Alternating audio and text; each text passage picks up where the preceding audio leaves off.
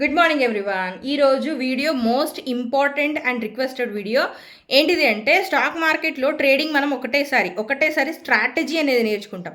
కానీ మారుతున్న మార్కెట్ వాలటాలిటీని బట్టి మార్కెట్ మనకు ప్రతిరోజు ప్రతి సంవత్సరం కొన్ని కొత్త విషయాలను నేర్పిస్తుంది. సో అట్లాగా నా ఎక్స్పీరియన్స్లో నేను తెలుసుకున్న ఒక కొత్త విషయము, దానికి నేను చేంజ్ చేసిన కొన్ని రూల్స్ గురించి ఈరోజు నేను మాట్లాడబోతున్నా. అదే ఓవర్లాప్ అంటే ఏంటిది అంటే, సాధారణంగా పొజిషనల్ ట్రేడింగ్ చేసేటప్పుడు మనము టార్గెట్ వచ్చేంత వరకు కూడా పొజిషన్ని హోల్డ్ చేస్తాం, ఫ్యూచర్స్లో ముఖ్యంగా.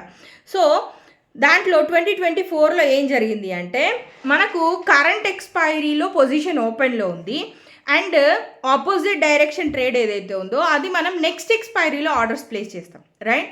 సో అట్లా ప్లేస్ చేసినప్పుడు ఏమైంది అంటే, కరెంట్ ఎక్స్పైరీలో ఉన్న పొజిషన్ ఎగ్జిట్ కాకుండానే నెక్స్ట్ ఎక్స్పైరీలో ఆపోజిట్ డైరెక్షన్లో ఉన్న పొజిషన్ అనేది ట్రిగర్ అయిపోయింది. అంటే ఫర్ ఎగ్జాంపుల్, కరెంట్ ఎక్స్పైరీలో బై ఆన్లో ఉంది, నెక్స్ట్ ఎక్స్పైరీలో సెల్ ట్రిగర్ అయిపోయింది. ఇప్పుడు ట్రెండ్ ఫాలోయింగ్లో అయితే బుల్లిష్లో అయినా ఉంటుంది మార్కెట్, లేకుంటే బేరిష్లో అయినా ఉంటుంది. ఒకటేసారి బుల్లిష్ అండ్ బేరిష్ రెండు ఆన్లో ఉండడం అనేది అసాధ్యం అనమాట. మరి ఎట్లా అయింది అది అంటే, మార్కెట్లో కరెంట్ ఎక్స్పైరీకి నెక్స్ట్ ఎక్స్పైరీకి మధ్యలో కొంచెం వాలటాలిటీ వల్ల ఒక 10-20 పాయింట్ల డిఫరెన్స్ అనేది, కొంచెం మూమెంట్ అనేది ఎక్కువగా ఉండడం జరుగుతుంది. దానివల్ల మనకు ఆపోజిట్ డైరెక్షన్లో ఉన్న ట్రేడ్ ఆ వాలటాలిటీ వల్ల ట్రిగర్ అయిపోతుంది అనమాట. సో దానివల్ల 2024లో వచ్చిన ట్రేడ్ ఏదైతే ఉందో, అసలు వాస్తవానికి బై ఆన్లో ఉంది, సెల్ ట్రిగర్ అయిపోయి మ్యాక్సిమం స్టాప్ లాస్ హిట్ అవ్వడం జరిగింది. సో అప్పుడు నేను ఒక కొత్త రూల్ని రాసి పెట్టుకున్నా. ఇది ఇట్లా కాదు, దీన్ని సాల్వ్ చేయాలంటే చేంజ్ చేసుకోవాలి, ఇక్కడ ఒక సిస్టమ్ని, ఇంప్లిమెంటేషన్ సిస్టమ్ని చేంజ్ చేసుకోవాలని చెప్పేసి నేను రాసి పెట్టిన. అదేంటిది అంటే, కరెంట్ ఎక్స్పైరీలో ఎప్పుడైనా సరే మీకు ఒక పొజిషన్ ఆన్లో ఉంది అంటే, నెక్స్ట్ ఎక్స్పైరీలో డైరెక్ట్గా ఆర్డర్స్ ప్లేస్ చెయ్యకండి, అలర్ట్స్ మాత్రమే ప్లేస్ చేసుకోండి. ఓకే, అలర్ట్స్ ప్లేస్ చేసుకొని వన్స్ ఒకసారి మనకు అలర్ట్ ట్రిగర్ అయిపోయిందని చెప్పి మెసేజ్ వచ్చినప్పుడు మనం మార్కెట్ని చెక్ చేసుకోవాలి. కరెంట్ ఎక్స్పైరీలో ఉన్న పొజిషన్ ఎగ్జిట్ అయిందా లేదా అనేది చెక్ చేసుకోవాలి. ఎందుకు అంటే, బై డిఫాల్ట్ మనకి ఆ పొజిషన్ ఆన్లో ఉంది, మనం ట్రయల్ చేస్తాము అంటే ఓకే. కానీ కొంతమంది టార్గెట్ 1 దగ్గరనో టార్గెట్ 2 దగ్గరనో వాళ్ళ టార్గెట్స్ వాళ్ళు ఫిక్స్ చేసుకొని ఆ టార్గెట్స్ దగ్గర వాళ్ళు ఎగ్జిట్ అయిపోయినారంటే ఓపెన్ పొజిషన్ ఉండదు. సో ఓపెన్ పొజిషన్ లేనప్పుడు అది ఎగ్జిట్ అయ్యిందా లేదా అనేది కొంచెం చెక్ చేసుకోవాల్సి వస్తుంది. సో కాబట్టి మీకు కరెంట్ మార్కెట్ ప్రైస్, కరెంట్ ఎక్స్పైరీలో ఓపెన్ పొజిషన్ లేనప్పుడు నెక్స్ట్ ఎక్స్పైరీలో పొజిషన్కి అలర్ట్ ప్లేస్ చేసుకోండి.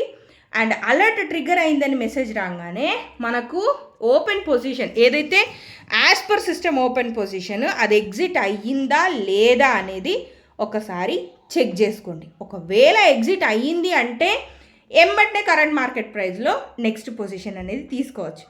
ఈరోజే ప్రత్యేకంగా ఈ వీడియో చేయడానికి గల రీజన్ ఏంటిదంటే, ఈరోజు బ్యాంక్ నిఫ్టీ ఎక్స్పైరీ. Okay, as per system buy బుల్లిష్లో, మార్కెట్ బుల్లిష్లో ఉంది కాబట్టి బై ఆన్లో ఉంటుంది.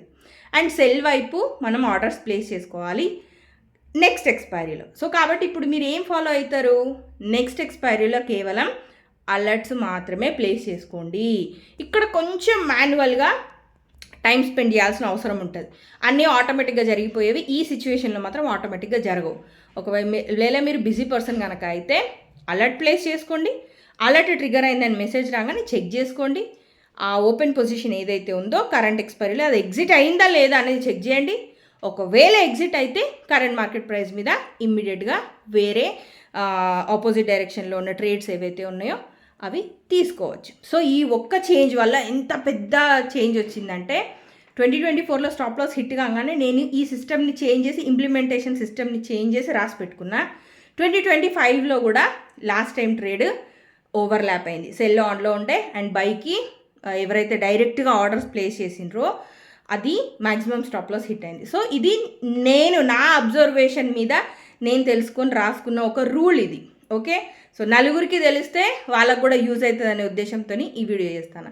అండ్ మీరు ఏ స్ట్రాటజీ యూజ్ చేసినా సరే, ట్రెండ్ ఫాలోయింగ్ చేస్తాను, బై వైపు సెల్ వైపు అనేది ట్రెండ్ ఫాలోయింగ్ చేస్తాను అంటే ఖచ్చితంగా ఈ సిచ్యువేషన్ అనేది ఎదురయ్యే ఛాన్సెస్ ఉంటాయి.